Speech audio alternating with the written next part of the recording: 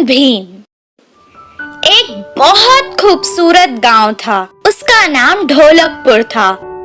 उस गांव में एक नदी थी जो हमेशा बहती ही रहती थी। उस नदी के कारण गांव में हमेशा हरियाली ही रहती थी। कुछ साल बाद वहां बारिश होना बंद हो गई और नदी सूखकर बंजर हो गई और गांव में काम ना होने के कारण गांव के लोग दूसरे गांव में काम के कारण जाने लगे। राजू और भीम दो आदमी एक ही गांव में काम के लिए गए। राजू बहुत अक्लमंद था और भीम, जैसा उसका नाम वैसे ही, वो बहुत शक्तिशाली था।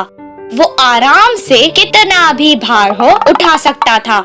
उस गांव में एक बहुत बड़ा लकड़ियों का व्यापारी रहा करता था। वो दोनों उसके पास काम मांगने गए। तब वो व्यापारी उनसे कहने लगा, जंगल जाकर लकड़ी काटनी पड़ेगी, क्या तुम दोनों से ये हो पाएगा? हाँ, हो जाएगा। ये तो कोई मुश्किल का काम नहीं। तब व्यापारी ने जवाब दिया, तुम दोनों जितने पेड़ एक दिन में काट कर लाओगे उस हिसाब से ही तुम्हें पैसे मिलेंगे। वो दोनों कुल्हाड़ी लेकर जंगल गए। पहले दिन होने के कारण वो दोनों बहुत उत्साहित थे और जोर जोर से पेड़ काटने लगे। भीम ज्यादा ताकतवर होने के कारण बहुत जल्द ही 10 पेड़ काट चुका था। राजू के लिए ये मुश्किल काम था, पर उसने भी कर दिखाया और 10 पेड़ काट डाले। दोनों का ये काम देखकर व्यापारी ने उन्हें शाबाशी दी और अच्छा खाना दिया। खाना खाने के बाद वो दोनों एक पेड़ के नीचे आराम से सो गए। दूसरे दिन उसी उत्साह से वो दोनों फिर से जंगल गए। राजू कल की तरह आज भी 10 पेड़ काट चुका था। भीम ने सिर्फ 8 पेड़ ही काटे थे।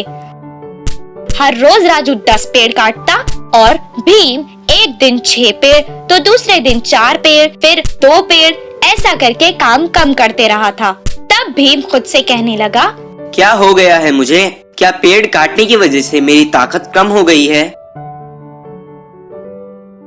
वो व्यापारी के पास आया और कहने लगा, साहब, मेरी तबीयत खराब होती जा रही है। मुझसे ये पेड़ काटने का काम अभी नहीं होगा। मैं वापस चला जाता हूँ। अच्छा ठीक है, एक बार तुम्हारी कुल्हाड़ी तो दिखाओ। भीम जाकर कुल्हाड़ी लाया, उसे दे दी। व्यापारी ने उस कुल्हाड़ी को देखा। इतने दिन से तुम बस अपने बल का प्रयोग कर रहे थे और बुद्धि का नहीं। एक बार पेड़ काटने के बाद अगर कुल्हाड़ी को तेज नहीं किया तो वो मुंड हो जाती है। इसलिए हर बार कुल्हाड़ी को तेज करते रहना चाहिए। राम ने अपनी बुद्धि का इस्तेमाल किया और इसलिए वो इतनी कम मेहनत करके भी ज्यादा कमा रहा है। तुम इतनी छोटी बात नहीं समझ पाए। देखो भीम, हमें बल के साथ साथ अपनी बुद्धि का भी इस्तेमाल करना चाहिए। भीम को अपनी गलती समझ आ गई और वो अगले दिन अपनी कुल्हाड़ी को तेज करके अपने साथ जंगल ले गया। जैसे पहले दिन उत्साह से उसने पेड़ काटे, उतने ही उत्साह से उस दिन भी काम करने लगा। बुद्धिमान राम की तरह उसने भी बुद्धि का इस्तेमाल किया और इसीलिए उसे बहुत ज्यादा फायदा हुआ। इस कहानी से हमें ये शिक्षा मिलती है कि हमें अपने बल के साथ साथ अपनी बुद्धि का भी इस्तेमाल करना चाहिए।